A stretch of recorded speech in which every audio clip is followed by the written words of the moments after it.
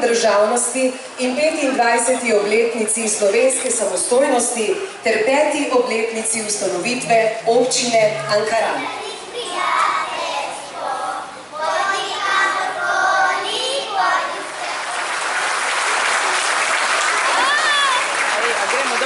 Drage Ankarančanke in Ankarančani, spoštovani gostje, zahvaljujem se županu, gospodu Gregorju Strmšniku za prijazno povabilo, da lahko spregovorim na tej vaši svečanosti.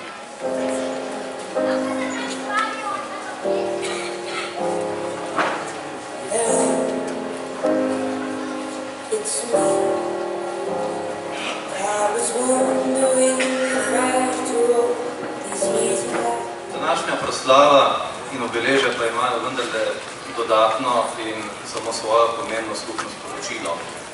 Govorijo namreč o državi, o domovini in o slovenstvu. Vsi prisotni se vsakodnevno trudimo in vsak po svoje in po svojih močeh smo zaslužni, da danes in tukaj v lastni državi lahko govorimo slovensko. Pot do lastne slovenske domovine je bila težka. Najtežja, verjetno, v obdobju tragične vihere druge svetovne vojne.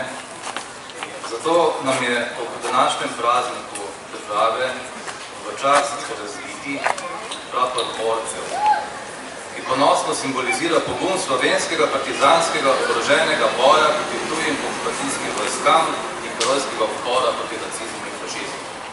Iluzija kot resnica bo trenutno zgledi. Prijeli svet tam pride, tudi ker se sonce skriva.